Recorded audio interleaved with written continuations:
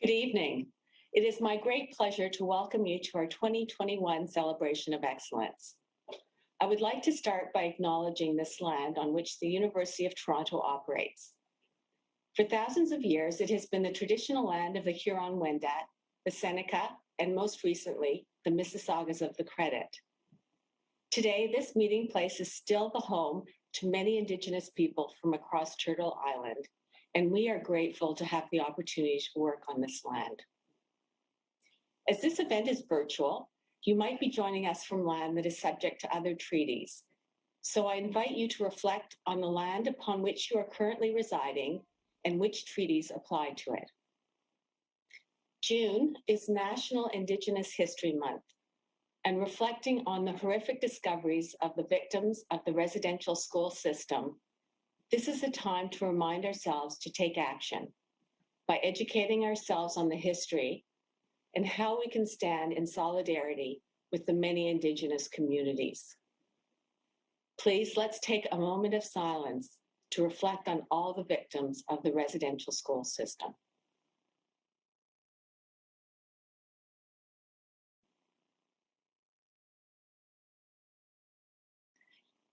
Now, if it feels like we just did celebrate, you're correct.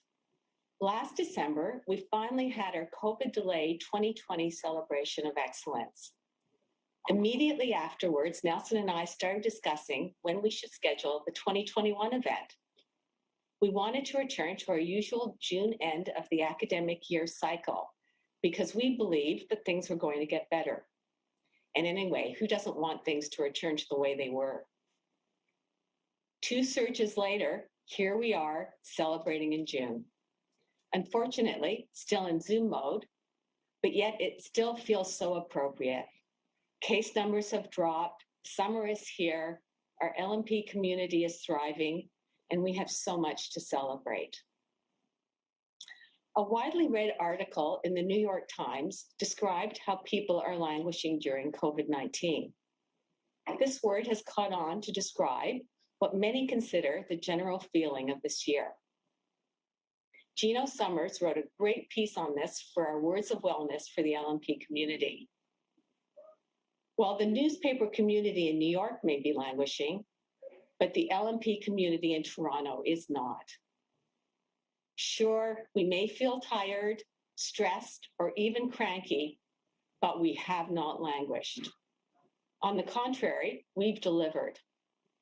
For example, our clinical trainees, whom Bethany will recognize later this evening, were redeployed to the wards, where they delivered first-rate care to their patients.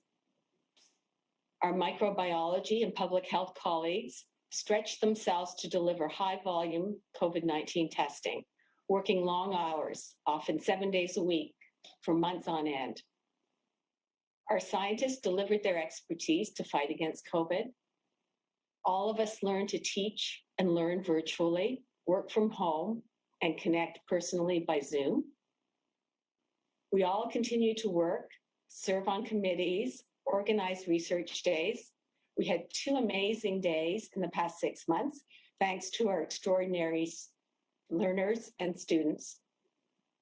We attended those research days, sat on grant panels, did our research, reviewed manuscripts for journals, wrote papers.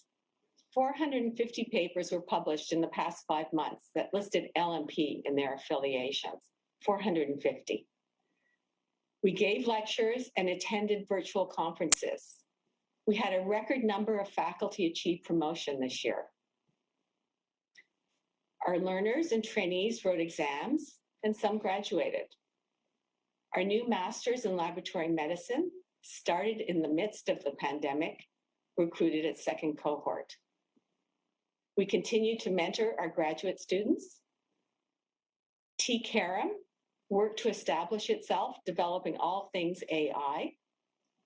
It now has a seminar series with talks by leaders in the field, an ongoing grant competition, summer studentships, and a collaboration hub. Our LMP admin staff continued to ensure we felt as if nothing had changed in the department and enthusiastically supported all our endeavors. All of these accomplishments demonstrate that we are progressing, the exact opposite of languishing. This is an accomplishment to be proud of, especially when we remember that at the beginning of the pandemic, we all initially just hoped to survive, to emerge unscathed.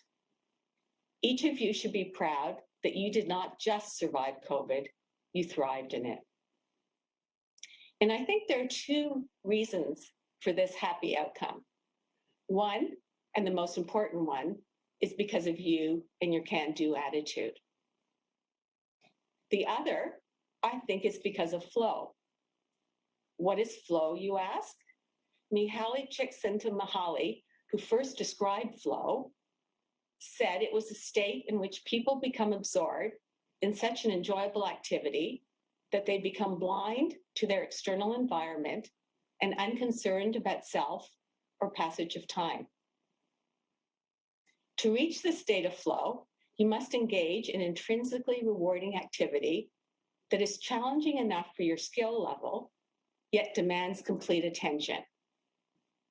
I suspect if you reflect back on the past 18 months, you experienced flow. We talked about losing track of time during COVID, which is not surprising, because if you're in a state of flow, time just flies by. Importantly, there are a number of studies that link flow to greater well-being in different types of stress-inducing settings. One very relevant study by Kate Sweeney and colleagues, published in PLOS ONE, followed 1,551 participants in Wuhan during COVID-19. And they showed that engaging in flow boosted well-being during the period of uncertainty and made waiting easier. It's keeping busy, but with a clear purpose that helped us through this adversity. And on the basis of this scientific evidence, I am confident that the LMP community will continue to thrive. Now to our graduates. This has been a challenging year for you. It did not unfold as you expected, yet you were able to rise above it. It is hard enough to learn under normal circumstances, but to do so in the midst of COVID-19 makes your accomplishments all the more remarkable. Congratulations on this major life milestone. As you get ready to graduate, I would like to offer you one piece of advice that I hope will guide you in your journey in life. And I promise it's only one piece of advice. And this advice is that I encourage you to take risks. Not those risks that endanger your life, but risks that will result in contributions to society and perhaps even advanced knowledge. One facet of the current environment is a focus on certainty, on guarantees, on safety. We gravitate to establish safe positions. We fund safe research grants. We hesitate to start new businesses. Of course, I wish for all of you, no, I actually wish for all of us, a place of peace and unquestioned support, a true home. But in your work, you should welcome risk. For example, we would not be celebrating 100 years of insulin had Banting and his colleagues not taken the chance of selectively ablating the exocrine cells of the pancreas. And we would not have an mRNA vaccine if Carrico and Weissman had not taken the risk of replacing uridine with pseudouridine to create a stable synthetic mRNA. Starting now, you will be making decisions, such as what your career will be, how you will contribute to society, where you will be a leader. Making decisions is not easy. You have to consider the facts and consequences of your actions, as well as balance priorities. But often, these are illusory or non-existent. I hope that your LMP education will give you the confidence to take risk in these decisions. If you take a risk and you fail, at the very least, you'll have the satisfaction of having tried. And the ancient Greeks taught us that in life, we more often regret what we haven't done than what we have done. And it's not so much that risk facilitates progress. The truth is that there has never been progress without risk. In the words of Mitch Daniels, the president of Purdue University, the biggest risk of all is that we stop taking risks. Again, congratulations, graduates of 2021.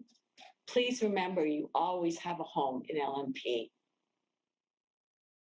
Before we move into our celebration, I want to say a few thank yous.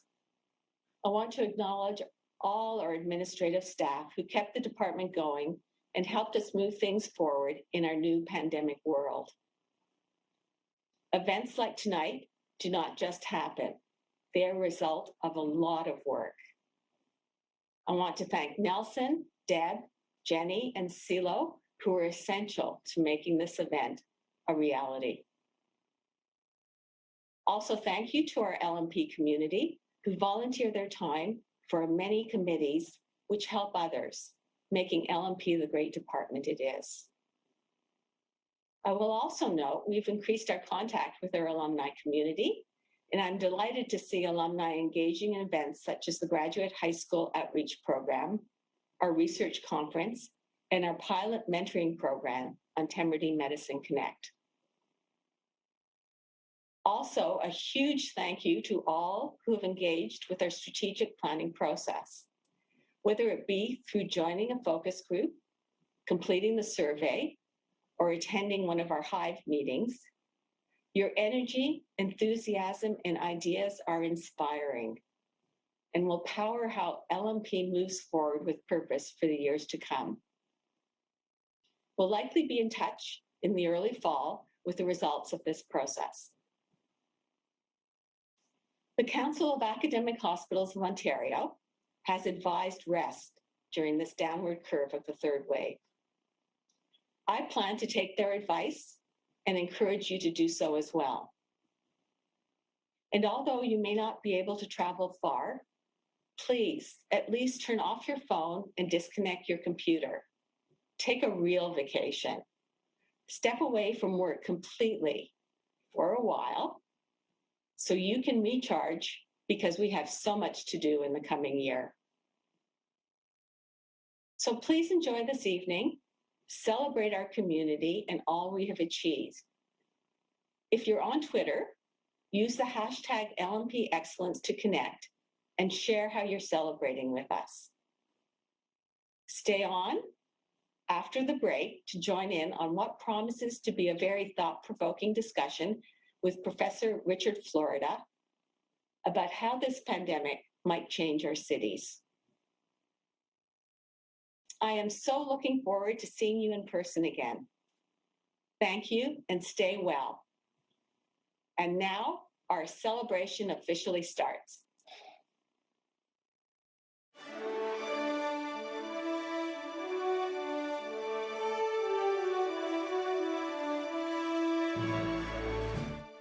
Thank you, Rita.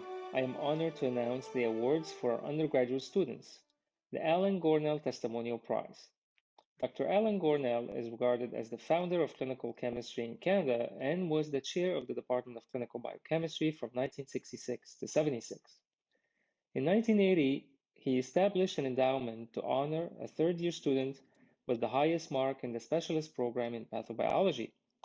This year, we have two recipients who will share this award, Juliet Lee and Amanda Mao.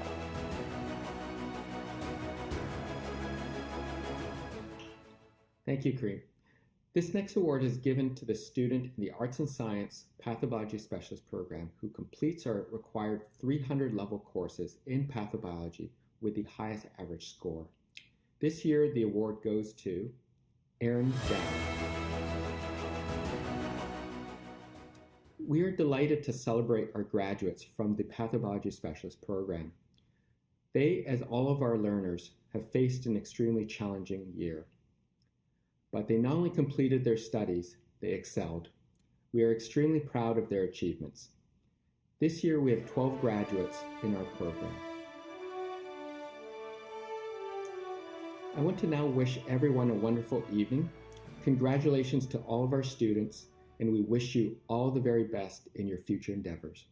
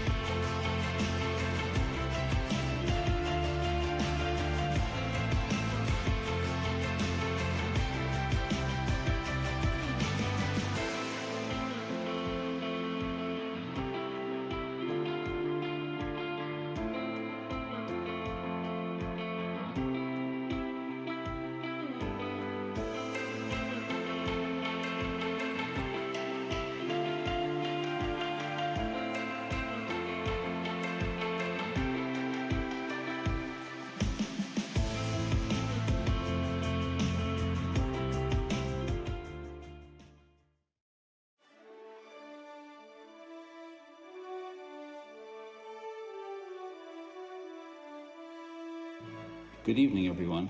I'd like to announce the awards for our graduate students. We have 3 named awards to give out this year. The first one is the Stuart Allen Hoffman Memorial Prize. It's awarded annually to the top MSc or PhD graduate who has demonstrated excellence in research, as evidenced by an accepted thesis, peer-reviewed papers published or in press, and significant contributions to their research field. This year, the prize goes to Maryam Khalil.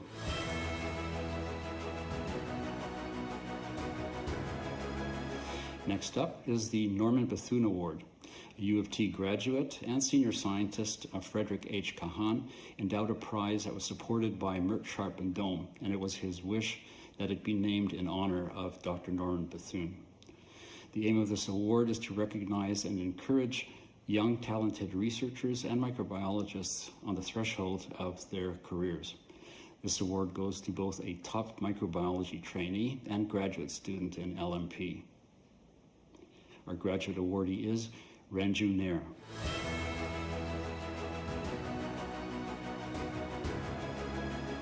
And third, the Avram Gottlieb Award for Curriculum Development and Teaching Excellence in Training is given to a trainee in graduate or postgraduate programs to recognize distinction in curriculum design, development, and teaching. The Avram Gottlieb Award goes to Amanda Moabir.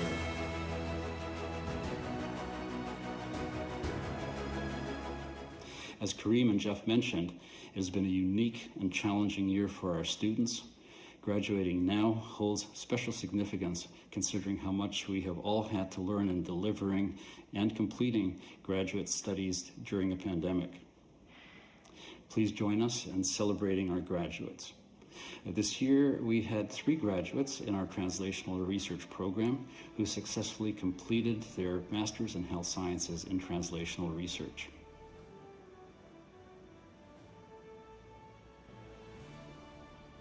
We have 5 graduates who successfully obtained their MSc degree in our research program.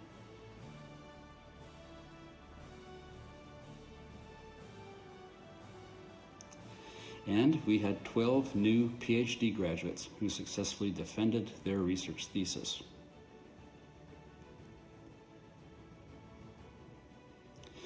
Congratulations to all our students and award recipients. Thank you. And now over to a short video that was created by our graduating students.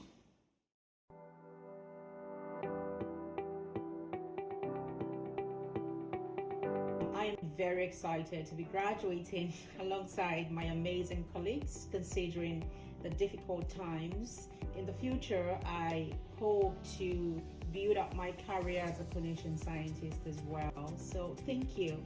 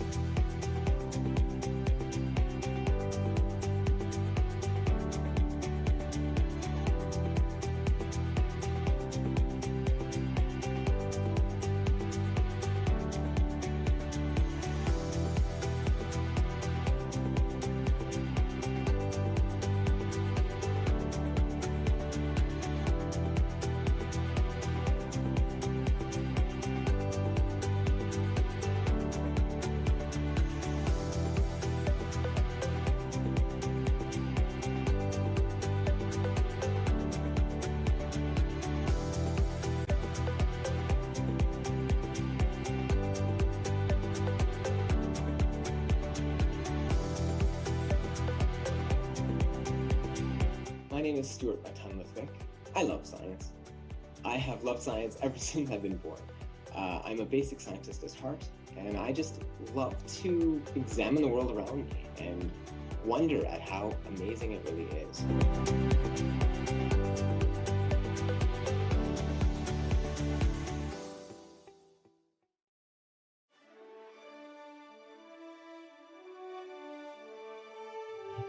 I hope everyone is having a wonderful evening. I am delighted to celebrate the achievements of our trainees and residents in postgraduate education with you today. But before I begin, let's take a moment to recognize and thank our residents who were redeployed to help in the fight against COVID-19. Some were redeployed into critical care units and found themselves working directly with the patients for the first time in years. They not only set a good example personally, but were fantastic ambassadors for LMP, our programs, and the pathology profession. So they helped with patient care at a vital time, but also helped to break down barriers between health professions. And as one piece of feedback that was mentioned, if I were to be completely honest, there was some curiosity as to how well pathology residents would integrate with the team. And we were all delighted that any trepidations were completely dispelled. So big round of applause for our residents who are redeployed. Let's start with the awards for this evening. The Alan Pollard Postdoctoral Clinical Chemistry Travel Award. Dr. Alan Pollard was a biochemist at Mount Sinai Hospital and a professor in LMP. This award honors his contributions to clinical chemistry over the past 28 years. The Clinical Biochemistry Postdoctoral Diploma candidate who has shown excellence in performance is Victoria Higgins.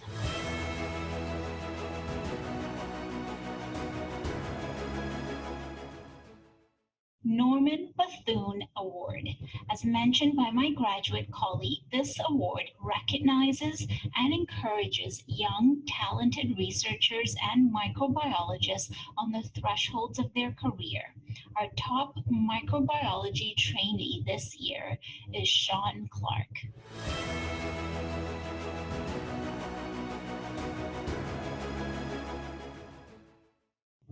Stanley Raphael Award for Professionalism. This award is named after Dr. Stanley Raphael, who practiced pathology in Canada for 40 years and passionately believed in the principle that lab physicians work for the patient alone. This award honors a senior anatomical pathology resident whose performance most embodies the ideals of professionalism as defined by CanMed's roles of the Royal College. Our recipient this year is Sarah Morgan.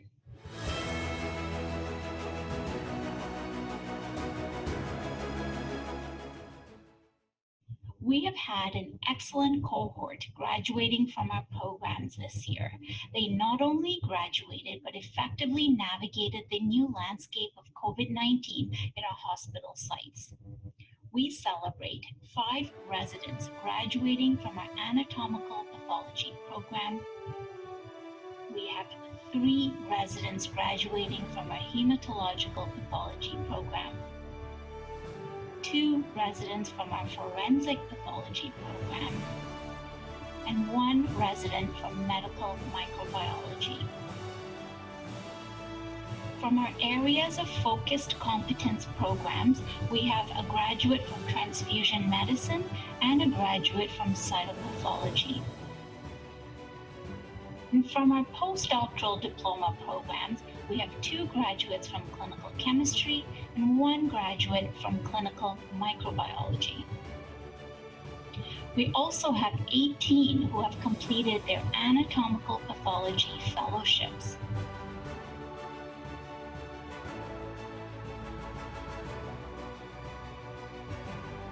And 1 who has completed their fellowship in neuropathology. And we have 2 who have completed their fellowship in hematological pathology. So congratulations to all of our residents, trainees, and fellows.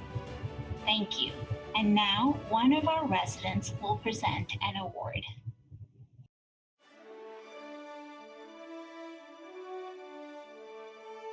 In 1996, Professor Danny Gazarian was a trainee in the University of Toronto's Anatomical Pathology program, where he was the representative on the Residence Training Committee.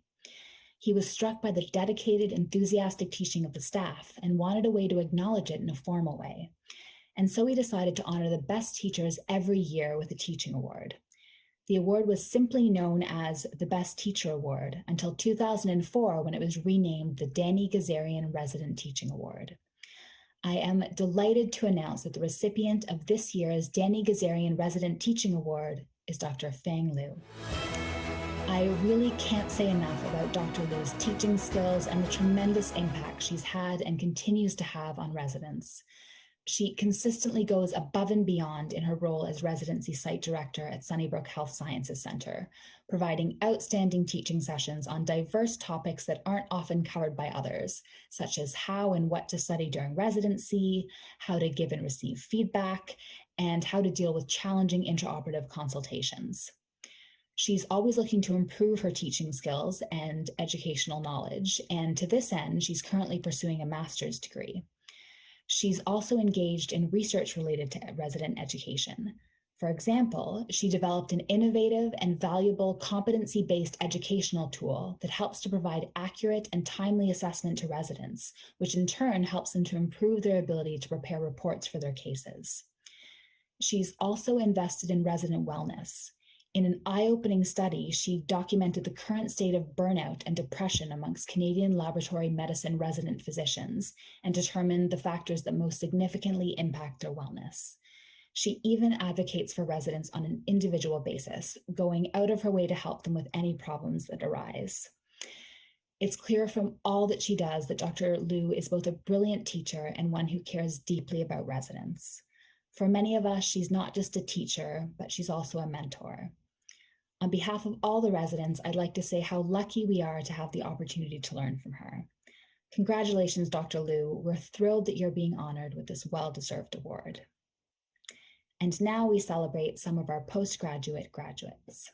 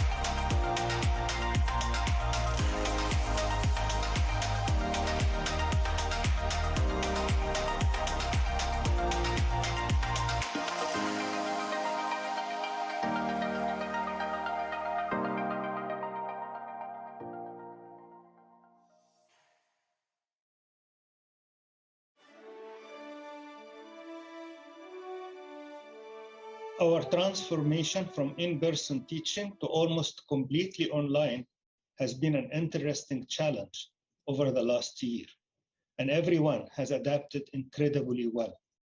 It hasn't always been easy, but the dedication of all our students, learners, staff, and faculty have made it happen. I'm pleased to announce this year's Faculty Teaching Awards. These awards are nominated by our LMP community and prove that despite the abrupt move to online, the quality of LMP teaching remains excellent. First, our Clinical Teaching Awards. The Clinical Teaching Excellence Award in Residency Education goes to Susan Buchanan, based in the Joint University Health Network and Sinai Health Department of Microbiology. The Clinical Teaching Excellence Award in Fellowship Teaching goes to Sharon Novish-Moses at Sunnybrook Health Sciences Center. And the Clinical Teaching Excellence Award in Hematopathology goes to Anna Tierans at the Toronto General Hospital. Our Early Career Teaching Award goes to Rajivan Silvernatham, who teaches in our clinical chemistry postgraduate programs. The next awards are given for sustained excellence in teaching at the undergraduate or graduate levels. Recipients are selected based on the strengths of nomination letters, student evaluations, opinions of colleagues, and their contribution to the department's teaching mission. The award for undergraduate teaching goes to Corwin Rouse.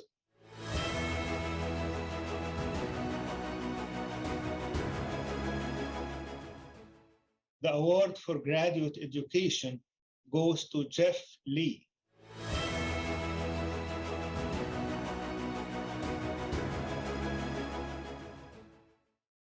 We also recognized sustained excellence in education by Susan Doan, based on the Princess Margaret Hospital, and Brandon Mullen at Mount Sinai.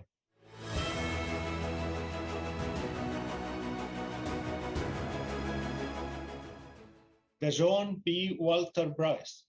This award is in honor of Dr. John Walter, who held position as a staff pathologist at the Toronto General Hospital and the Hospital for Sick Children. Dr. Walter wrote many textbooks, including General Pathology, which had gone through 7 editions by 1996.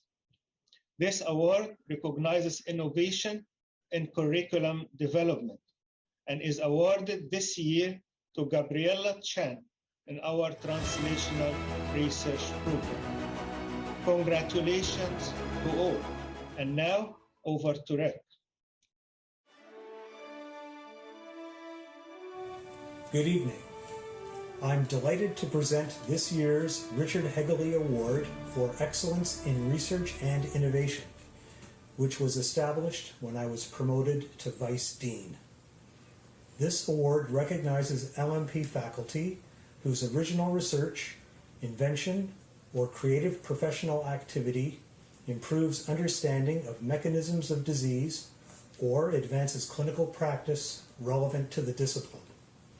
Selection is made by a departmental committee. This year's award for excellence in research and innovation goes to Cynthia Hawkins. Dr. Hawkins is a clinician scientist at the Hospital for Sick Children with a clinical practice in pediatric neuropathology and whose laboratory focuses on pediatric brain tumor research. An inspiring role model for accomplishment and distinction across the spectrum of basic, translational, and clinical research, Dr. Hawkins has developed and implemented numerous molecular genetic tests within the Division of Pathology at SickKids. Over a period of 9 years, Dr. Hawkins has grown the molecular test menu from 15 targets using one method, RT-PCR, to over 1,500 targets using cutting-edge methods, including nanostring and targeted RNA sequencing. These assays cover many different types of pediatric cancers, including brain tumors, soft tissue tumors, sarcomas, and leukemias. Her work has had a huge impact on the diagnosis and treatment of pediatric cancers. The assays have revolutionized how pediatric pathologists and neuropathologists diagnose cancer for enabling accurate subclassification and treatment planning that advance the agenda for precision medicine. Importantly, the molecular tests are not only available to patients at SickKids, but to patients across Canada, North America, and the rest of the world. SickKids now gets numerous international consultations specifically for these tests, many coming from under-resourced areas. Dr. Hawkins is truly improving child health on a global scale. Congratulations again, Dr. Hawkins. And now, over to Stefan for our remaining faculty awards.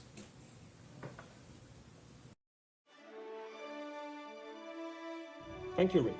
These next awards recognize the work our members do, which raise them above and beyond their daily activities.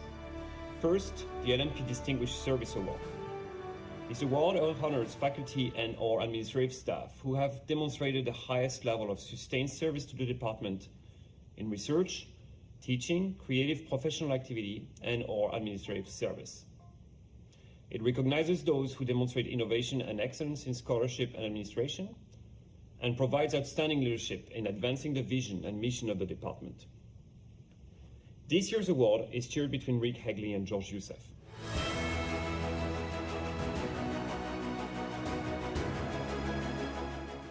Dr. Rick Hagley has made many contributions to LMP, the Temerity Faculty of Medicine, and the profession. For 6 years, he was chair of LMP. Rick established the Digital Pathology Library, which was ahead of its time, and has become an invaluable resource for our trainees' education. This was further emphasized with the impact of COVID on in-person learning. He also gifted support for a major award for innovation in the department, which you just heard about. He was also chief of the SickKids Department of Pathology and Laboratory Medicine for a number of years, and in that role, he started to address many issues and introduce improvements. He then moved to the decanal office and became Vice Chair Research and Innovation, a role he held for 3.5 years. He was instrumental in making changes in the support for research activities throughout the faculty, while still also supporting those in LMP. Rick also maintained his research program despite his many administrative commitments. He continued to publish important work related to respiratory syncytial virus throughout his tenure in Toronto. Dr. George Youssef has made significant contributions to LMP in research, education, and professional activities. He has developed 2 graduate courses in LMP for which he received the Course Design Award. He also developed the first OSCE module for competence evaluation of residents, which was endorsed by the Royal College. He's the Vice Chair Clinical Education at LMP and served as the Director of Resident Research for several years. He played a central role in establishing our new MHSC program in laboratory medicine, now bringing in the 2nd cohort. He has been instrumental in the development of others within LMP through the mentoring of junior faculty and serving as a 3-year review evaluator. He has served as a member of the Temerity Faculty Council and the Decanal Promotion Committee.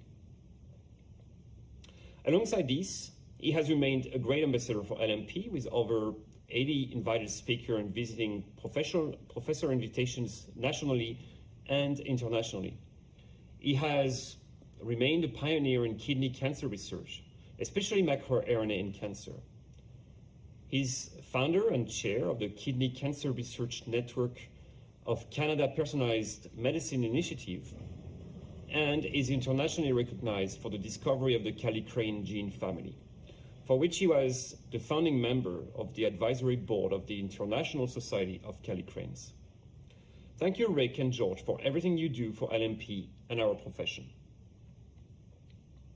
The LMP Leadership Acknowledgement Award is given to a faculty member in appreciation for their leadership role and commitment to advancing clinical excellence in the Department of Laboratory Medicine and Pathobiology.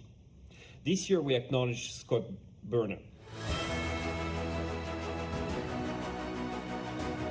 Dr. Berner has been a leader in developing our area of focus competency in cytopathology.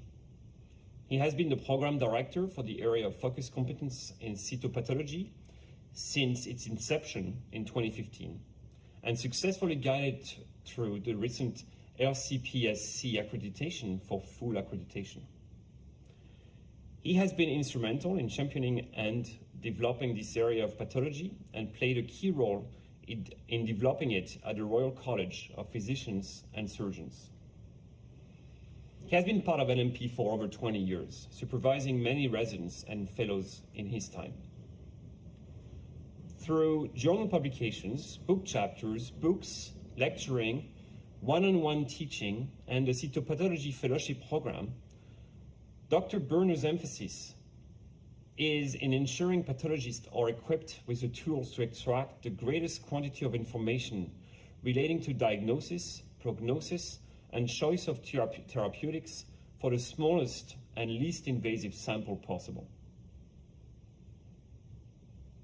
And now, I'd like to pass over to Sharon for our promotions and retirements.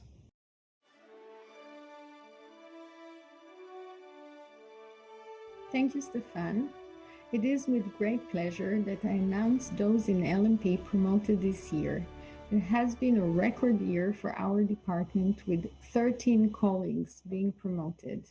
We have 4 faculty promoted to professor this year, which recognizes their international accomplishments.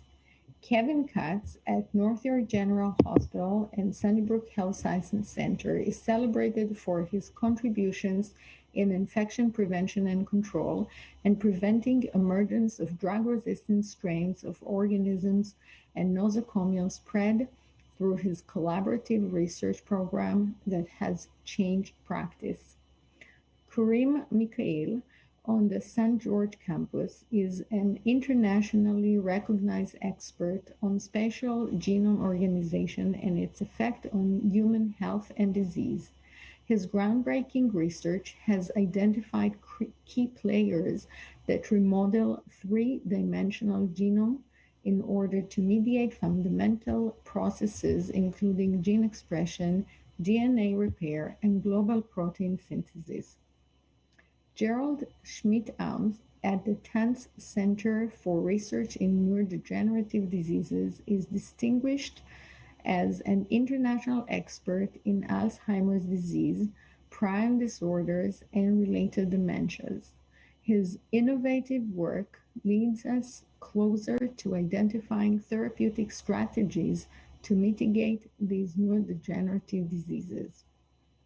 Kathy Strucker in Unity Health Toronto is renowned as an international expert in the pathology of gastrointestinal diseases with an emphasis on upper GI tract malignancies. She has developed expertise in assessment of specimens derived from minimally invasive endoscopic procedures and had a sustained leadership role in HER2 testing in gastroesophageal cancers.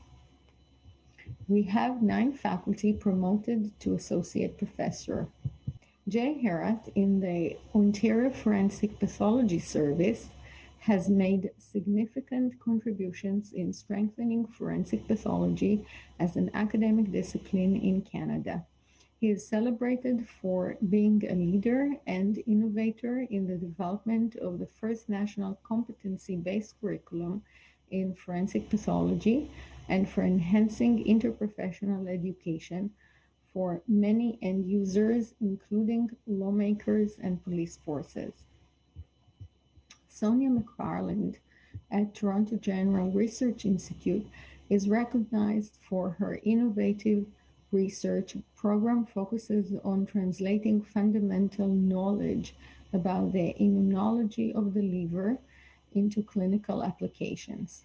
She has developed a unique approach studying the liver using advanced genomics and nanotechnology. She has also made significant contributions to our understanding of the immunological basis of liver diseases. Jacob Pendergrast in the University Health Network has made exceptional contributions in the teaching and curriculum development at the undergraduate, postgraduate, and continuing medical education level. His innovative approach has improved education and practice in hematology and transfusion medicine with far-reaching impact. His advocacy work that supports equitable access to healthcare for patients with thalassemia and sickle cell disease has also led to changing practice. Anna Plotkin at Toronto Health Sciences Centre has made outstanding contributions to the development of professional practice in gynecological pathology with national and international impact. Notably, she initiated and developed international educational modules and created opportunities to improve gynecological pathology diagnosis and engage local pathologists in many developing countries through her work with national and international organizations. Marjan Ruzabman in the University Health Network is celebrated for her exemplary professional practice in gynecological pathology, particularly her contributions to classification of uterine mesenchymal neoplasms and the body of knowledge regarding non-HPV associated cervical adenocarcinoma, leading to standardization of diagnostic criteria and classification of rare gynecological malignancies. Adam Schlein at the Hospital of Sick Children and Sick Kids Research Institute is an accomplished translational researcher. His breadth of knowledge in bioinformatics, genomics, and translational genomics led to groundbreaking research in understanding the genetics of pediatric cancers, such as osteosarcoma, and has earned him international recognition. He has successfully translated his research discoveries into new diagnostic modalities that have significant clinical implications in the diagnosis and the treatment of childhood cancers. Elżbieta Slavkowska at Sunnybrook Health Sciences Center has rapidly established herself as a prominent national expert and leading educator in breast pathology and immunohistochemistry. She has made significant contributions in standardizing breast cancer pathology reporting and has expertise in breast biomarkers testing, has contributed to the advancement of professional practice. Hon Ki-sang at the SickKids Research Institute is a rising leading investigator. The innovative nature of his work has already had a major impact on the field of obesity. He has built an independent and growing research program focusing on the role of adipose tissue in modulating metabolic hemostasis and understanding the molecular mechanisms underlying intermittent fasting mediated metabolic benefits and prevention of high-fat diet associated obesity. Please join me in congratulating all new professors and associate professors and celebrating their many accomplishments. We also had some retirements this year. Prior to his retirement, Dr. Vladimir Yakovlev, Associate Professor Emeritus, served as the Director of Cytopathology at St. Mike's Hospital. He was the first to describe the effects of implantable synthetic meshes in the human body. His pivotal findings helped change medical practice and influence government health regulations nationally and internationally. He was appointed in LMP for 13 years, where he was active teacher at all levels. Dr. Scott Berner, Associate Professor Emeritus, has served LMP for 27 years and was awarded the LMP Leadership Award earlier this evening.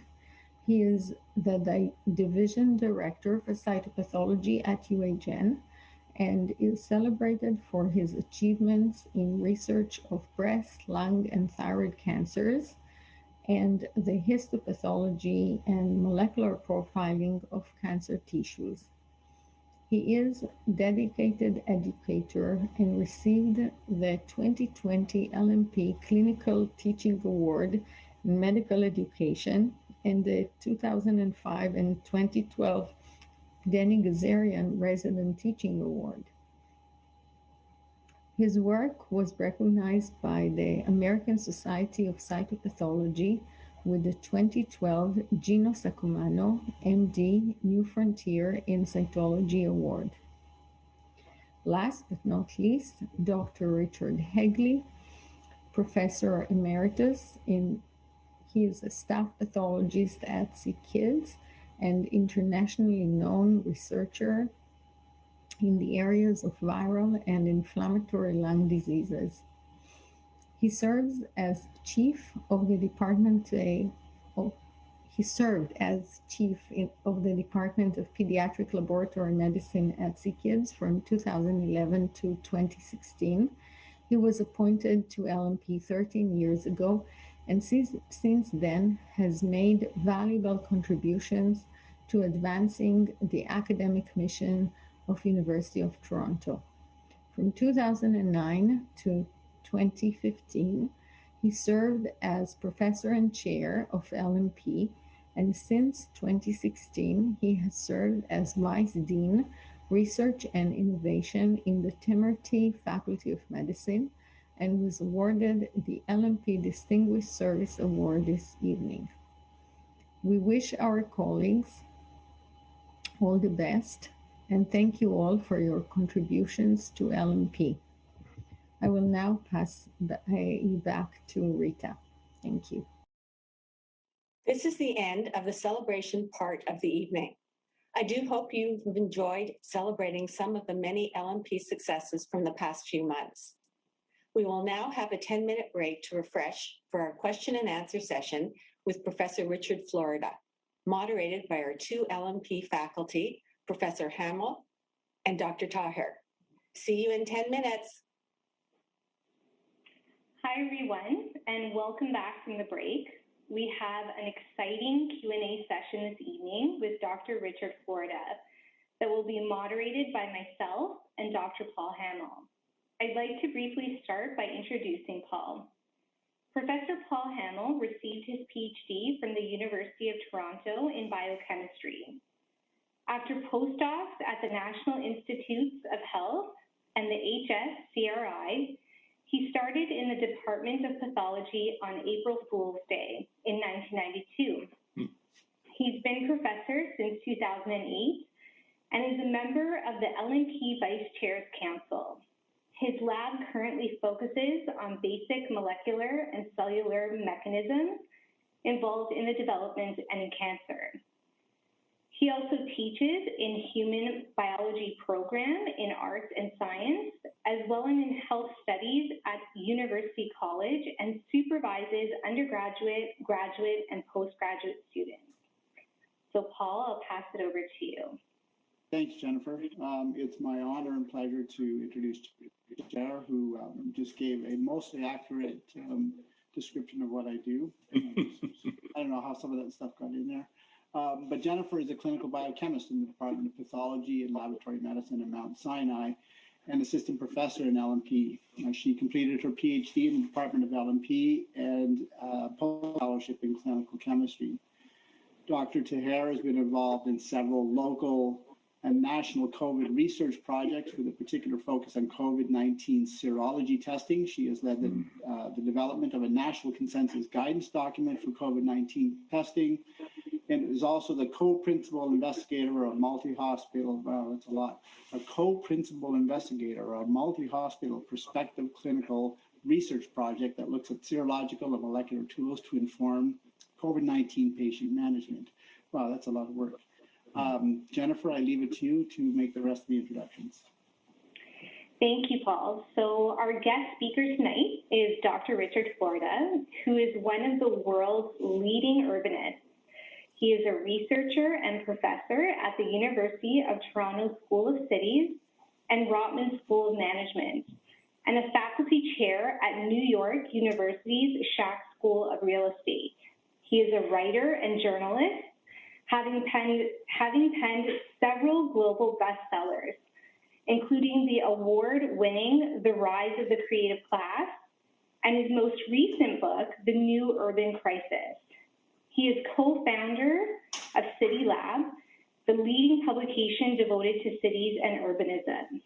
He is also an entrepreneur as founder of the Creative Class Group, which works closely with companies and governments worldwide. Today, he is here to answer questions on what cities could look like after the pandemic. We have received a list of questions from members within LMP for Dr. Florida to answer over the next 30 minutes. And then hopefully we will have time for 10 minutes of live Q&A at the end. So I'll hand it back to Paul to kick off the question period. Okay, thank you. I have the baton right now. Richard, it's really a pleasure meeting you, and I'm really excited that you're here. I have also the unfortunate circumstance of hanging around a bunch of geographers who also study urban issues too. And it was interesting. I was talking to them earlier this week. So, and I know some of your work. So I'm really pleased that you're here. So let me start with this first question then. The first, I'm going to add, the question is, which cities does Toronto have the most to learn from? And what do they have to teach us? And I'm wondering, given the breadth of cities in a global nature, maybe it's not a particular individual city, but aspects of various cities. That might be the way to think about it. But I'll leave it to you. That's a very hard question, honestly, and made harder by the fact that we're living through this once-in-a-century pandemic. So let me take a step back from the pandemic for a moment and just say, in general, I think that Toronto has sluggishly embraced its transition to the big leagues of a global city. I think that there are lots of people, probably like University of Toronto professors, highly educated people who may have grown up here, or like me, came from the States or from Europe or from Asia, who very much see Toronto in that light. We're a very big city, and we're a metropolitan area of 6 million people. And arguably, according to our calculations, we just do indexes of indexes, right? Clearly among the top 10 or 15 global cities in the world, not quite in the league of London or New York or Hong Kong, but once you get down to the Los Angeles and Chicago, we're right in that ballpark. So there, I think we've kind of fallen behind. And I think it's because of the same things that brought us the Rob Ford mayoralty. People very nervous about these changes, not understanding what they mean. And so whereas cities like Paris, under the leadership of their mayor, Anne Hidalgo, I remember when my wife and I went to Paris 5 years ago, and literally almost got hit by cars, trying to cross near the Champs-Élysées, and that's all gone now. It's bike friendly. They've had a massive movement of restaurants on the street. Mayor Hidalgo has talked about turning Paris into a series of what Urbanists called 15-minute neighborhoods, where you can live, work, learn, and play within a 15-minute walk or bike from your home. I think even New York City has embraced this agenda in a very powerful way, adding more open space, activating the streets during COVID. So I think we have to get our mojo back. But that said, we're a pretty great city. We are a global city. We're a global city that has a very high level of social cohesion. And what strikes me, being an American who spent part of the pandemic in the States, we can come back to that. While we have seen an uptick in things like property theft or car theft, nuisance, I don't want to call them nuisance crimes, but nonviolent crimes. In the United States, there has been a surge in violent crimes, and we have not seen that. So I think as a global city that's quite cohesive, that's quite multicultural, that's quite diverse, we kind of define that space. And the only thing we could up our game in is creating a more livable, more walkable, more bikeable city. But I think we'll get there.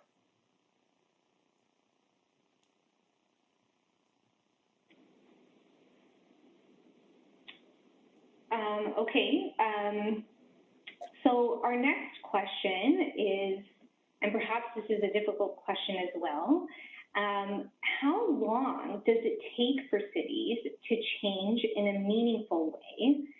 And what is required to provide the people of the cities with the strategies and resources to make that change? So this is a question I've thought about a lot, on which there is very little research literature. It's very interesting. You come from a field that has a robust empirical literature. Mine is a field that's just burgeoning. But I lived in Pittsburgh for nearly 20 years. And, I called it the Pittsburgh paradox. Pittsburgh had a spectacular university where I taught Carnegie Mellon. And when we looked at the research output, the innovation output, the patent output, the startup output on a per faculty or per research dollar basis, we outperformed Stanford or MIT. But we weren't creating a high-tech cluster like you saw in the San Francisco Bay Area, like you saw in Boston or at MIT. And so I had to begin to try to understand how long it takes for a city to really remake itself. And I had very interesting. I had a colleague at the University of Pittsburgh who was a leading fellow in tissue engineering, and we'd have these long conversations about this. And what we concluded is it's basically at least a generation. It's at least a generation. If you look back at Boston, it was a manufacturing center of basically textiles and boots and shoes. That transformation began right after World War II, where folks at Harvard and MIT began to think they could do research. If you look at the birth of Silicon Valley, it began when a dean at MIT, Frederick Terman, left MIT right after World War II, moved to Stanford and said, oh my God, we're losing all of these smart people. We could create a research complex, actually the Stanford Research Park, where they could start companies. So it wasn't until the 80s, if you will, that the Silicon Valley or the Boston Route 128 area really took off. So it's generational. And the fellow from tissue engineering, my colleague, said something very interesting about deindustrialized cities. He said it was like a person who had a badly disfiguring injury, a burn patient. And that person experienced, or that city experienced a trauma when they decline or deindustrialize. Now, Toronto's had less of that. So now you take a big trauma like the loss of industry, like steel or manufacturing or whatever you did, and add to this generational phenomenon. So you get at least a generation, but oftentimes you're overcoming pretty traumatic events. So it's a long process. And by the way, very few cities have done it. When you look at big global cities like New York or London or, Toronto, cities that have a certain size and scale, they have this adaptive capability, but most cities are not that big. So when you start to look at cities the size of Pittsburgh or a Dallas or a Houston or a Boston, not many of those cities have adapted. It's just the very biggest cities that show this kind of resiliency. So do you think that it depends also on the level of transformation that's needed, or the size of the population as well? I think size really matters. I think openness to outside ideas and people, so levels of flows of people, whereas New York has always been a magnet for outsiders. If you look at Hong Kong in Asia or London in Europe, I think there's a classic research paper. This is so interesting. Written in 1961 was a big year for understanding cities. Written in 1961 by an urban economist. And in that research paper, he compared New York City at the time and Pittsburgh. And at that time predicted that New York City would remake itself in a much more robust way than Pittsburgh. And what he concluded is that cities that are dominated by one industry, steel or autos, or in some cases semiconductors, kind of get trapped in that industry. Whereas cities that have a whole bunch of different kinds of entrepreneurial activity, and in New York's case, it was entertainment and finance and manufacturing, we could go on and on. Those cities that do a lot of different things have an easier time adapting. So I think it's size, I think it's density, I think it's the mix of businesses, and then openness to people and new ideas.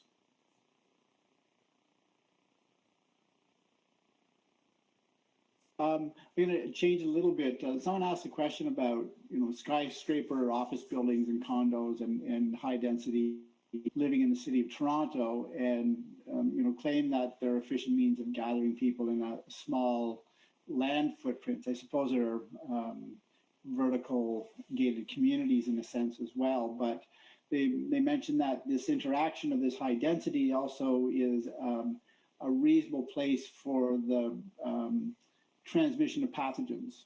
COVID being one, for example. We've certainly seen that in parts of Toronto. So the question, how do we use these buildings to post-pandemic world, or what do you think how that fits in with the way that we would organize ourselves? So there's two or three parts to that I'll unpack, and it's an area in which there is some research, not enough, but there is some. First of all, there is a pretty strong correlation between density and all sorts of good things. Density is fairly highly correlated with innovation. It's fairly highly correlated with startup activity. It's fairly highly correlated with productivity. But it's also correlated with some not so good things: crime, congestion. The jury is out on the exact role of density in the propagation of the virus. Most studies that are reasonable studies, multivariate studies, suggest that density is either weakly significant or insignificant. That there are two factors that tended to cause the propagation of the virus in what we think of as big cities. The first and most important one is that there was a lot of global connectivity. So there was a lot of travel and just a lot of movement of people, which brought the virus to New York and London and Stockholm. We go on and on.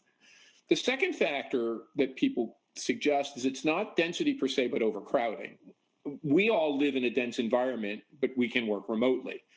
The people who really get exposed to these pathogens are people who work in dense environments in the advanced world, or even moreover, as you know, in the developing economies, where they have no ability to shelter in place or remote work or to physically and social distance. So those are two things we kind of know. I think that there is a real vibrant debate over how to do density right, and I'll give you my take. You know, I don't mind. I live in a single family home in Toronto, but I've lived in plenty of apartments in New York or Miami or Boston or Washington, D.C., and I like that life. It's fine. And I think that residential density can be done at various scales. You know, you can be much too spread apart and sprawl. But there is kind of a range of densities. You know, you don't need to be in high towers. You can be in a kind of what people call a messy urbanism, Toronto style. The San Francisco Bay Area has been quite productive with regard to innovation. The greater Boston area, Cambridge, which doesn't have tall towers. If you look at the areas of New York where innovation occurs, it's not in the tower districts. It's in Soho or Chelsea, the areas around NYU, the areas around the medical complex, Langone and others. The area I think that's open for the most change with COVID is not the residential districts. I think we're already seeing people, as cities open, New York City, we're seeing now record leasing activity and sales bouncing back very quickly, much quicker than many of the pundits expected. It's the office towers that remain the open question. And there is an area I've done some research on, not enough, but enough to get some framing of the problem heuristically. It seems that people are not so afraid of the office building per se. What they're afraid of is the commute to the office building. When you really parse this, and New York is a good controlled experiment, the office developers and managers in New York say already the suburban office parks at low rise, you know what I'm saying, are nearly full, where the tower offices in New York City are probably 30 or 40% full. And that's telling you something. And I think it's not just fear of transit. I think one of the big resets in COVID has been people rethinking their work-life balance and saying, do I really want to commute an hour and a half, you know, take the car to the car park, take the train to the subway, and then, well, maybe if I don't have to, I'd rather work remotely part of the time. I think it's the office districts of cities that face the big challenge coming out of COVID as opposed to the residential districts.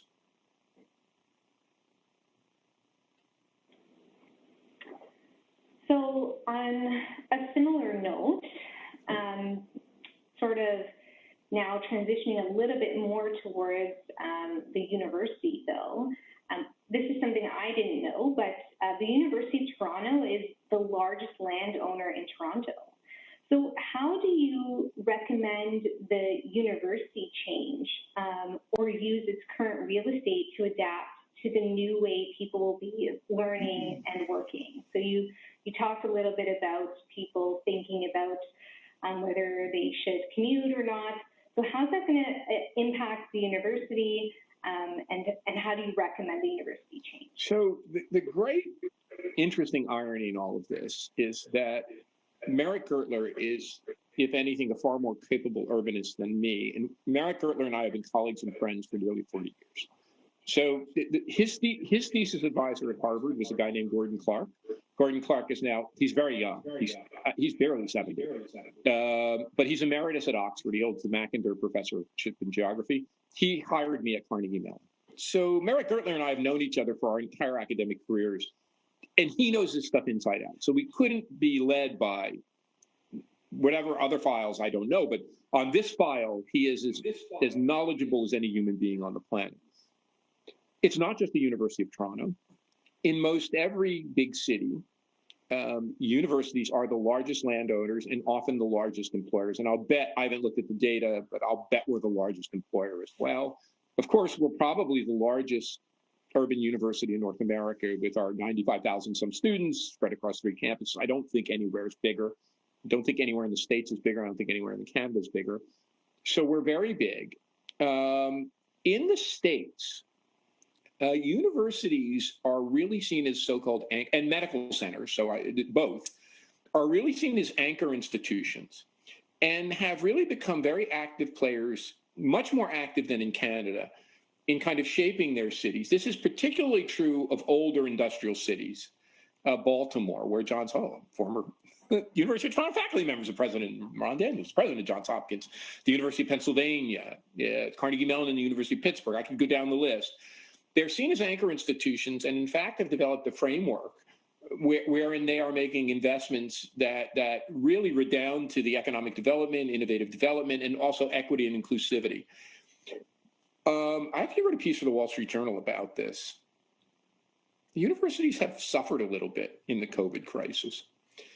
And to the extent that universities rebound or not, that has a lot of effect on cities rebounding. Universities and their ability to attract talented faculty like all of you and talented students are a core driver of innovation and economic growth. And if that falters in any way, shape, or form, because foreign students can't get their visas or with their passports or whatever because students are not coming because they feel like the universities aren't open, that has a big effect on the economies and innovative prowess. My own feeling on this, to put a point on it, is that we should be thinking about new ways to partner with cities and maybe to reuse our facilities in better ways. That maybe, and when I said this, I nearly got thrown out of the Rotman School.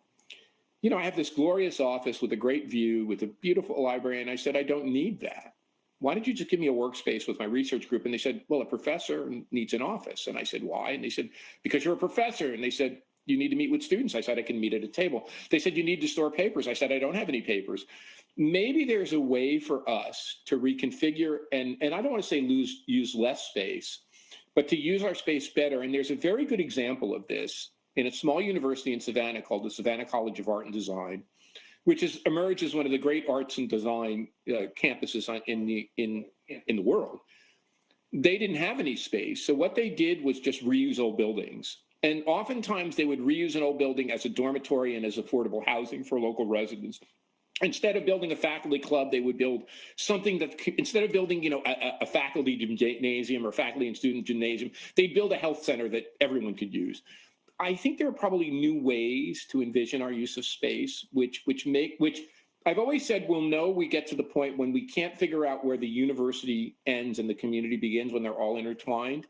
And actually, our physical location helps us a lot to do that. Like the University of Toronto being in this spectacular physical location, neighborhood, gives us an opportunity to do that.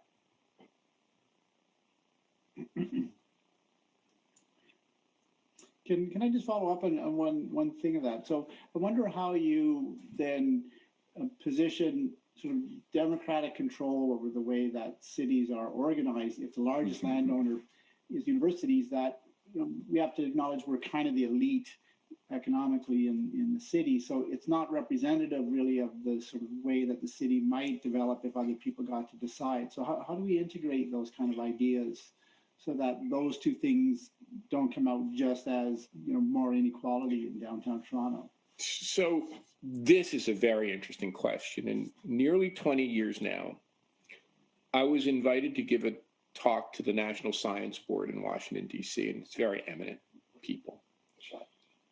And I said, watch out. I would have never predicted Rob Ford, or I would have never predicted Donald Trump, but I wouldn't have even called it populism at the time. I said, there is increasing anger out in the world. I'm a working class kid from Newark. My dad had a 7th grade education. I'm in touch with, and I talk to my cousins. You could tell that there was an increasing anger in the environment with this kind of elite, what they perceive, and I'm not talking about left-wing people saying universities are gentrifying. We'll get to that. I'm talking about people angry about this elitist kind of view of the university, and it fell on deaf ears. I mean, they thought I was from the moon. But I do think now that's much more activated in the States. If you watch very closely, the governor of Florida, who is now the leading Republican candidate for the presidential nomination ahead of Trump, Ron DeSantis, is making faculty and students of Florida-affiliated universities or universities that have funding from Florida basically say what their political and ideological perspectives are, because he believes, rightly or wrongly, that the universities are filled with a bunch of leftists or critical thinkers that he doesn't like. So that's how far that has progressed. In general, though, yes, I think there is a growing sense that universities are part of, on the left and on the right, part of a process where elites control the framework and they don't listen to regular people, whether that's contiguous neighborhoods from the left or whether that's from the people who are sending their kids to university from outlying rural areas. And I think and I'm not saying the U.S. model is perfect, but this idea that universities are anchor institutions that have to be thought of in that way, that can be contested, and I think also understanding development is really important. You know, I was very close friends with the former president of NYU, and I told him, as soon as you try to really start redeveloping in the village, even if you're building housing for faculty, people are going to get really mad because that's not democratic. You can't just come into the neighborhood and bulldoze some buildings. You need community consensus. And so I think you're onto this, that universities, as anchor institutions, have to get much better at understanding that they're parts of communities, that community consensus matters, and that the development process shouldn't be one that is by definition inequitable, but it should be one that is promoting a much more inclusive form of development. That's a big change. Great, thanks. Actually, Jennifer, am I on this one? I'm sorry, that was a follow-up, I guess. Oh, right, okay, so maybe this is a bit of a follow-up, and you sort of addressed it peripherally. Someone asked, with the pandemic accelerating the rate at which people have started to use online platforms to buy basic goods or all goods, how do you see retail in the core cities changing post-pandemic? Although I see that when I was cycling home today, the lineups outside some of the stores, maybe people are quite hungry to actually meet other human beings in a store environment. So I don't want to say I'm of two minds on this, but the first thing I will say is, as an American used to getting everything delivered, I was in Toronto until the pandemic. E-commerce was not nearly as so developed. E-commerce in Toronto is now better than the United States. When I go on and I use Uber Eats and Instacart, I can get anything delivered to my door within an hour or 2 hours, and Amazon is often overnight. So we were late to that game, you know, and that protected some of our retail. But now the e-commerce, e-retail system in Toronto is unbelievable. And the stuff I get, like the food, not just the range of ethnic food from Uber Eats, but the range of meats or produce or whatever I want, Italian biscottis, that can come to my door, fresh baked bread. I mean, it's really quite amazing. I think that in the United States, where we've seen like complete retail annihilation, they call it the retail apocalypse. One of the reasons for that is the United States was just massively over-retailed. I think, I'm giving you a range here, and I've written it in a paper, but the United States had about 3 to 5 times the retail, 3 to 5 times the retail of Canada or England or France. I think we've done a much better job in Canada of protecting our small retail shops. Now, we'll see, right? We're going to see now with the e-commerce coming to us in a bigger way. But, you know, I see what you see. I see a much more fondness for small shops. I see a much more fondness for independent retail. I just see more independent retail all around me, whether that's food stores or independent stores. When my Canadian friends go to the States, they often ask me, and New York's different. New York, you have this. They're like, where can I go to get cheese? Where can I go get fresh fish? Where can I go to get meat? And I have to tell them you can't. You have to order that. You don't have the fishmonger and the cheese person and the butcher as you used to in Toronto. So I think this is one of our characteristics that we should hold on to dearly. I think this is what really makes Toronto different from most other cities of its scale in North America. And I can tell other things which I really love about it, but this one is part of my love affair with this city is really its ability to continue to support independent retail. But I think, Paul, for the first time since I've been here, and I've been here 13 years, that's now more of an open question. Someone who likes trolling record shops, I'm glad it's back open, so I'll still be going out there. And we don't have record shops in the States anymore. I mean, think about that. We don't have record shops. I mean, New York City would be different, or perhaps San Francisco, but in most cities, they don't have vinyl shops.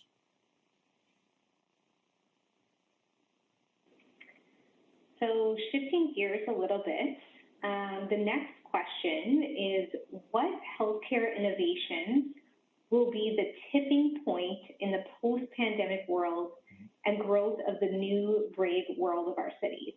You said healthcare, right? I did. Well, I'm a failure. I actually tried to do a pre-medical curriculum at Rutgers, and I got straight C's, and I never got straight C's. So I implored my parents to let me transfer to pre-law, and I found I'm actually pretty good at social science. So, boy, I just don't have a medical or healthcare mind. But let me tell you what I think. I think that this, and again, it's an elitist frame, a privileged frame. I've never heard so many people talk about wellness. I look at this hand, you know, this is my digital hand, this is my analog hand. I have 2 fitness trackers. I never wore a freaking fitness tracker. It's not because I want to count my steps. It's because it gives me a read on my sleep and my recovery. And actually, I had a little thing with, I won't even go into it, but I was getting temperatures, very minor. But every time I could read my tracker before it registered in a fever, I could see my temperature going up. So I could call my doctor and do whatever I needed to do. I think this wellness thing, Paul mentioned bicycling. I've become an avid cyclist. If I'm not on my bike, I try to walk 60 to 90 minutes a day. This wellness thing has become huge. And I think that, coupled with healthcare innovations that link to wellness and a higher, not the mitigation of death or the mitigation of severe disease, keeping people fit and well. You know, you're both pretty thin. I've always been reasonably thin, but I lost like 25 pounds during COVID because I knew it would be stressful. I knew I couldn't self-medicate. I basically eliminated alcohol, the occasional glass of wine. And I knew that it was time that I had to activate my wellness mode. And I find that when I talk to my friends, there are 2 things they want to talk about. Where the hell should I live? You know, should I move? Should I get a bigger house? Should I go to a rural area? Should I go back to the city? And how do I figure out my wellness? So that's telling me that this is a big deal. And I think that's the big healthcare. Now, the other big healthcare innovation, of course, which you all know better than me, are these damn RNA platform vaccines. I mean, I think when we look back at this pandemic, it's going to be the thing we remember most. I think, you know, I was saying earlier, folks listening in, my dad was born in 1921, so he just missed the flu. But most of my aunts and uncles were born during the flu, the Great Flu. They never mentioned it, but I'll tell you, my dad with a 7th grade education, factory worker, Richard, you should have seen how shitty life was before we had penicillin. And Richard, you should have seen how terrible the world was before we had vaccines. And the invention of penicillin and the invention of vaccines and Dr. Salk and polio. I mean, I got that lecture from my dad once a week. This invention of that platform is, I think that's going to be our number one memory. And I think it's going to restore, not that we've not had our faith, it's going to restore faith not only in healthcare, but the ability of governments and the private sector to mobilize around these goals. And I think that's going to be, out of a tragedy, that will be one of the good things. Yeah, it's definitely given people the opportunity to learn more about their health and to become more aware about the choices that we make. You know, and again, there's a class division there, you know, going back to Paul's earlier comment. You know, it's highly educated people that are making these changes, whilst less educated people suffer from obesity, smoking, other maladies. So there is a class division.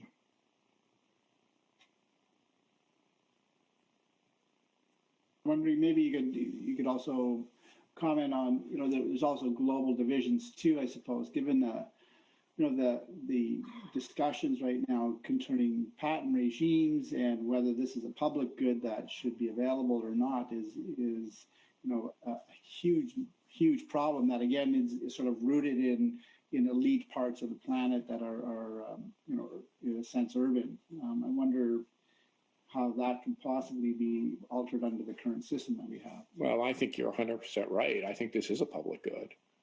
And not only is it a public good in the sense that the innovation should diffuse, I think we should be really thinking about manufacturing capability to produce these darn things in spots around the world so that they're not produced in very few spaces and then they have to be exported. I mean, I'm an American and I was in the States, so I was vaccinated very early on. And I look at the difference between two extremely developed economies that are neighbors, the US and Canada, and it's unbelievable. You know, and then you look at parts of Europe or Japan, where we're going to have an Olympics, you know. And so I think you're 100% right, Paul, that this has to lead to deep questions about health and vaccines, whatever, being a basic public good.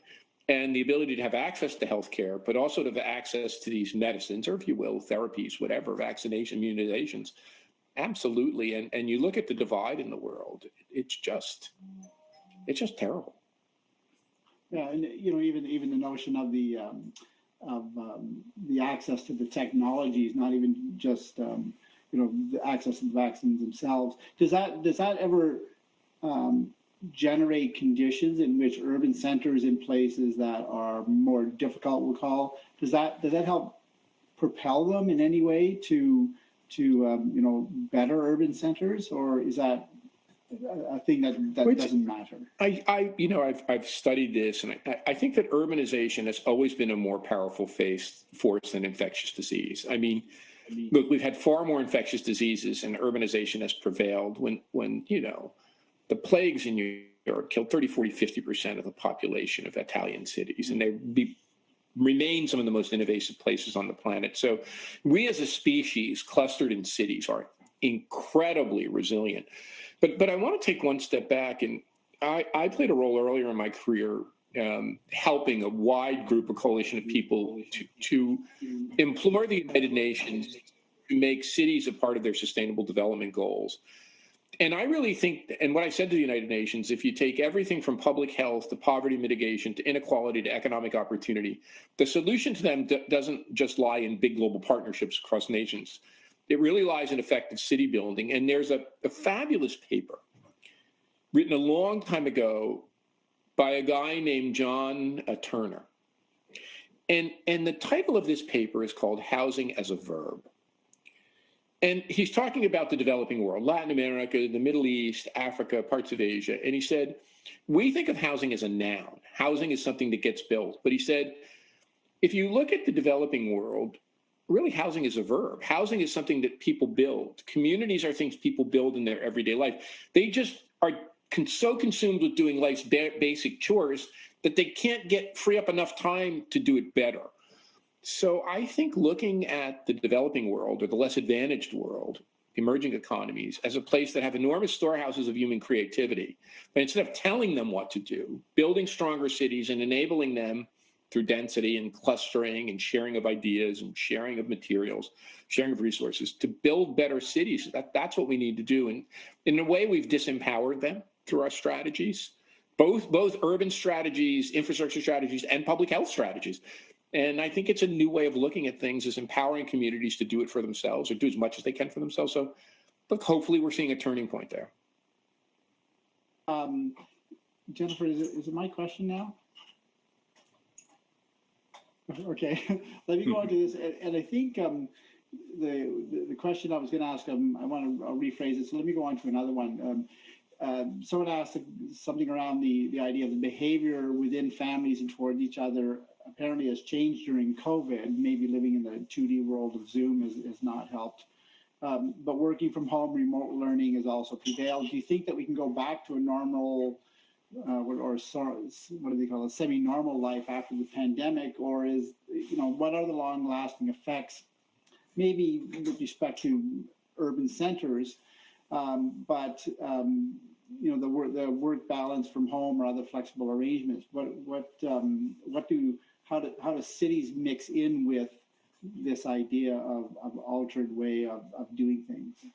So, look, I think these are the big lasting impacts of the pandemic and their impacts on human behavior. I'm a professor in this area. I've been through a lot. I think I'm fairly mature. And I thought a lot about this. Like, we basically changed our life and, set up shop in the States to allow our kids to be able to go to a pod school. So, we took this very seriously, addressed it very strategically. And it was basically not about us, my wife and I. It was about our 4- and 5-year-old having the least possible impact from this pandemic that could be.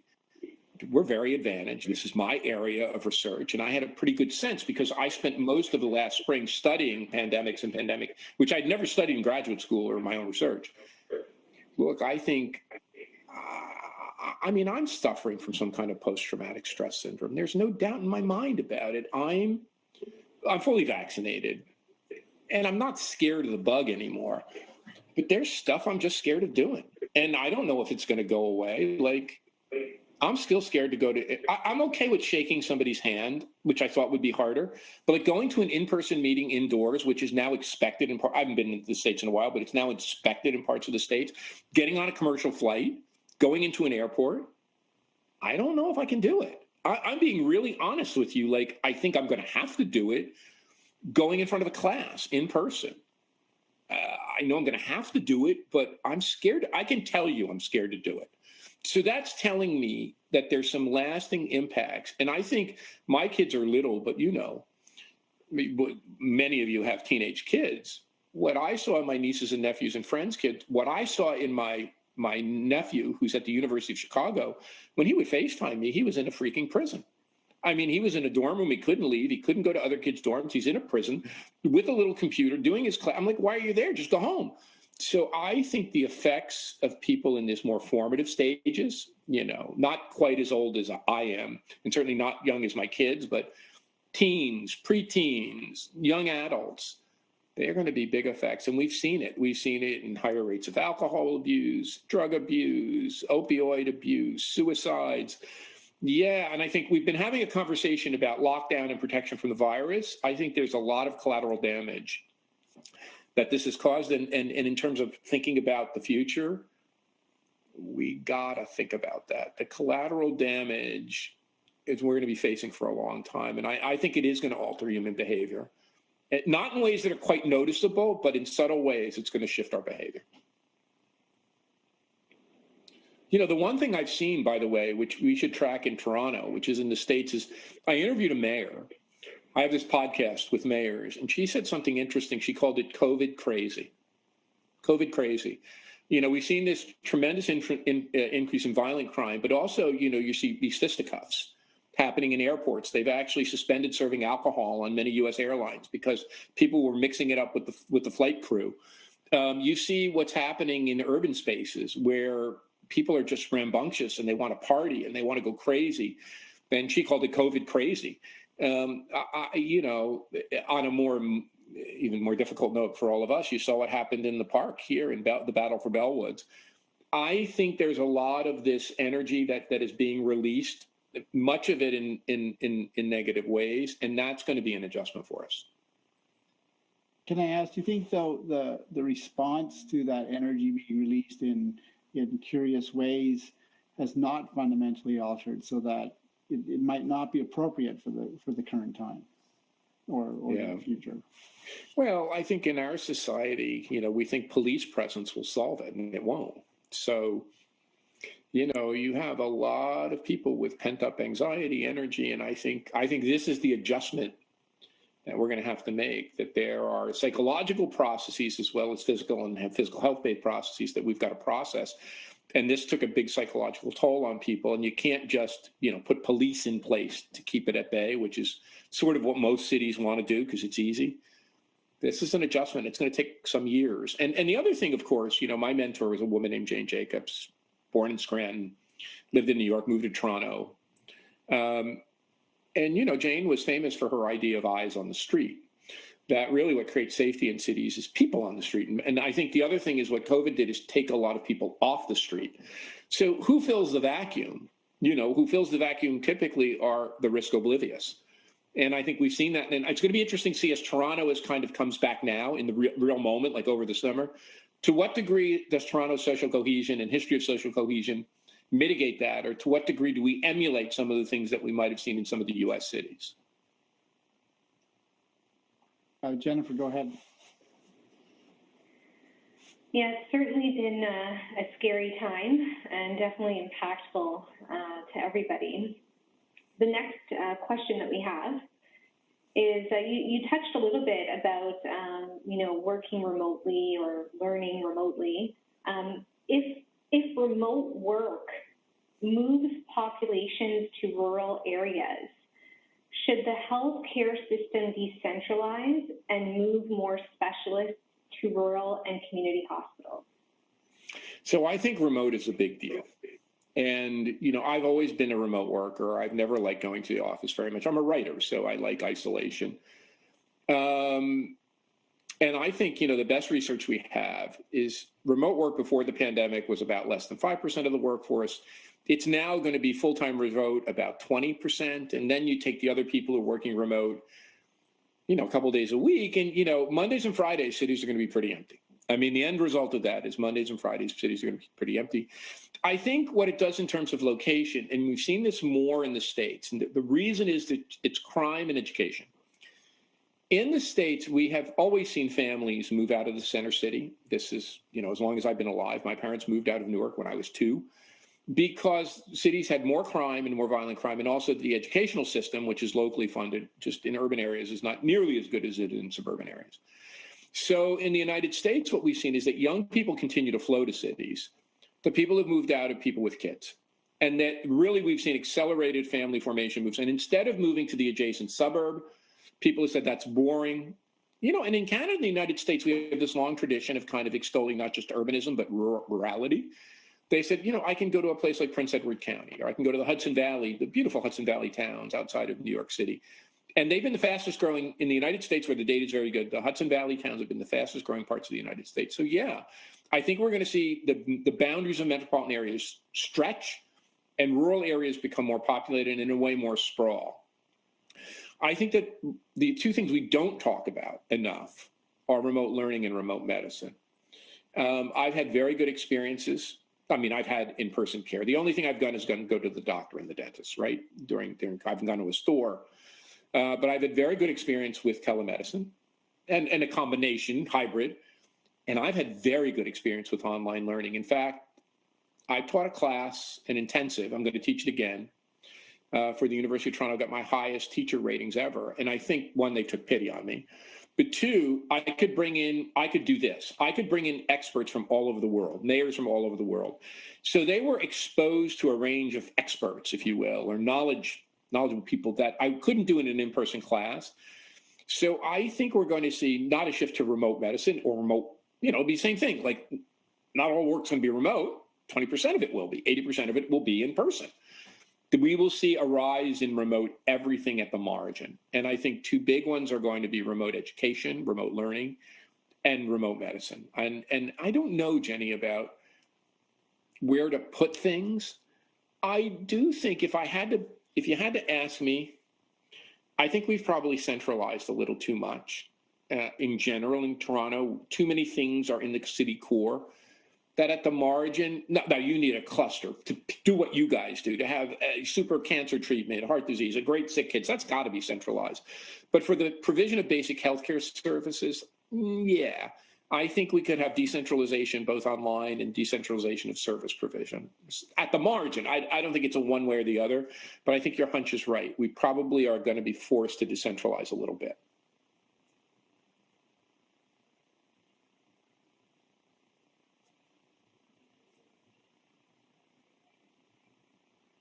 Jennifer, am I on? I think we have time for one more question. So we can either go with question 9 or question 12. Let's see if anyone has one. Can I go back to the migration issue? And you've written about this recently, where you've talked about the movement of some of the problems that used to be associated with downtown to sort of suburban environments. So, an interesting example was that movie recently, Les Miserables, that was in Paris, that sort of curious look at suburban Paris and problems moving out there. And it's not distinct from that's going on in Toronto in a sense. Is there a way that what we've learned during COVID can change that trajectory, or does it produce a condition in which we entrench those differences and that type of migration, the affluent tending to assimilate in the core, and then all the service and workers going further out? So this division between urban and suburban and rural is the biggest division in modern society. It's a class division, to go back to Marx. I've often said you need a combination of Karl Marx and Jane Jacobs to understand the contemporary world. So there are class divisions between those of us who work with our minds and those who work with their hands, either providing services or building manufactured goods. But those divisions are reinforced by our geographic separation. And in general, the most affluent have moved closer to the core, some in the core, especially younger, older if they want a single family home a little bit further away, but in neighborhoods of advantage, typically around transit, around great open space, around proximity to the core, and around great universities. That's across the board. Certain cities have that configuration in certain ways. The US has some more of that in the suburbs, but in general, that characterization works. Look, I think if I was going to do another project, and I'm really not up for yet another book project, trust me, having written too many, I'd write a book on the suburbs. I think that's the area that has been understudied. Now, we have great people in Toronto and others who study the suburbs, but not nearly as many who study urbanism. And I think taking a very good look at the suburbs, where still a majority of Canadians and Americans live. And I'll just tell you a story. When I interviewed at Carnegie Mellon, so showing my age, when I interviewed in the mid-1980s for a professorship, an assistant professorship at Carnegie Mellon, a group of social scientists and architects and urban designers came to my job talk. And one of them there was a very famous man. He just died. He was nearly 100, David Lewis. He's a South African urban designer who's brilliant. And one of those brilliant people I ever met. And he sat there with his beret on and his wonderful South African accent. And he said, Florida, you're looking at urban areas and all of this stuff, and that's great, but you're missing the most important thing. And he said, urban areas have great buildings, they have great universities, they have great architecture, they have great infrastructure, they have transit. Even the old buildings that fell down in Detroit can be remade. He said the suburbs have none of that. They don't typically, now there are some like Mississauga and others, but they don't typically have great universities. The construction's shoddy, they don't have density, the architecture's horrible, people are spread out, they don't even have parks. He's like, that's the real crisis. He said that to me 30 years ago, 35 years ago. He's spot on. I never realized until recently how spot on. So I think as we now go into a society where people in the world perceive that there's an urban elite, that many of us who live in these urban centers have extraordinary advantages. We have housing that appreciates. Our kids go to good schools. They live in great neighborhoods. They have access to job opportunities. And they don't. Yeah, I think it's a big deal. And I think Most policymakers, if you will, most presidents or prime ministers have never thought in terms of geography. They've always thought in terms of income redistribution or job creation or innovation strategies. But I think the conversation is suggesting that all of that is place-based and spatial. You can't just do that on a map where everything's equal, because it's not. And so addressing these problems of healthcare disparity, economic disparity, inequity, we could go on, educational disparity, doesn't come to just supporting people's incomes. It really comes to supporting places. And for the first time in my career, I've been at this for nearly 40 years, that's a conversation that people are willing to have. Now, we're not there yet, but people are now willing to have this conversation and say, we don't just need people-based policies, which was the way of the past. We actually need to think about place-based policies. Now, we need to do both, but we can't just say place-based policies don't matter and people move to opportunity or people should move to opportunity. Places matter. And the point of fact is, you know, I think increasingly, if you look at our careers, we've all probably been pretty mobile.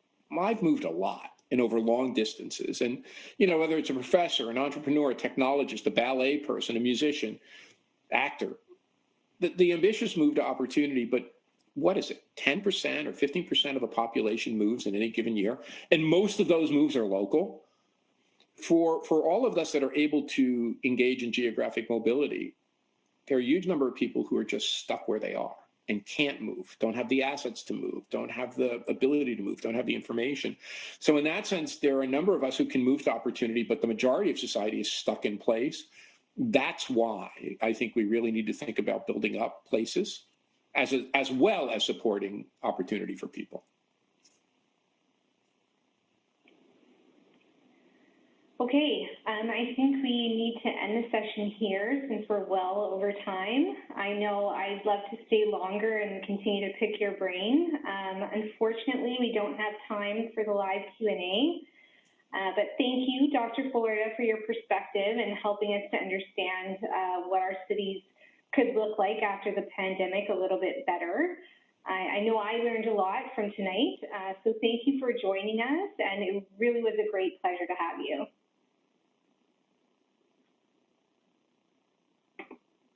You're muted, Richard. Yeah, I was going to say thank you very much. It's been my delight being with you.